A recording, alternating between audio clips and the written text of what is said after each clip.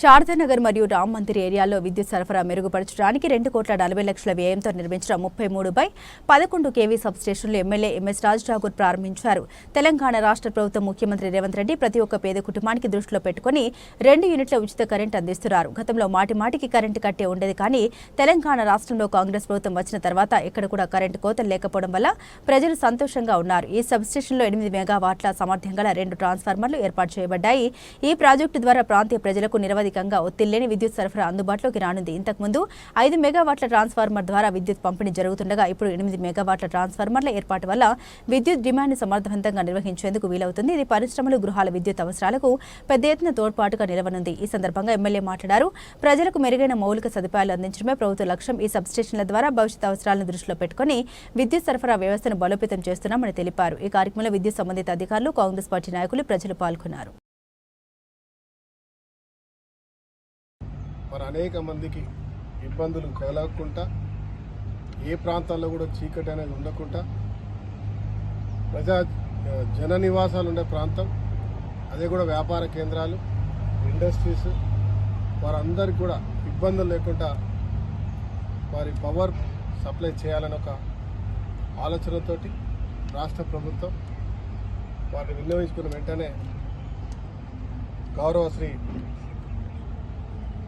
ఎంపీటీసీఎల్ MD గారు వరుణ్ రెడ్డి గారు, SC గారు, డిఈ గారు, ఏఈ గారు, వారి అందరి సిబ్బంది 7 నెలల కాలంలో చాకచక్యంగా, గతంలో ఎప్పుడు జరగని విధంగా ఇలా అద్భుతంగా గోదావరిఖని నగరంలో సుమారుగా 45 DTR డిస్ట్రిబ్యూషన్ ట్రాన్స్ఫార్మర్లు, ఇక్కడ దాదాపు 1,20,00,000తోటి 3 పవర్ ఇవన్నీ కూడా. దాంతోపాటు పల్లె ప్రాంతాల్లో అంతర్గాంకు సంబంధించి, పాలకుర్తికి సంబంధించి 9 రోజుల్లో లిఫ్ట్కి సంబంధించిన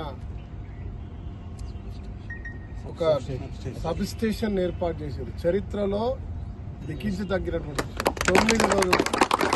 నేను పేరున అధికారులను, దాంట్లో పనిచేసినటువంటి ప్రతి ఒక్క కార్మికుడిని నేను అభినందిస్తా ఉన్నా, వారికి ధన్యవాదాలు తెలియజేస్తా ఉన్నా. వారు చేయడం వల్ల ఈసారి మొన్న పంటలకి,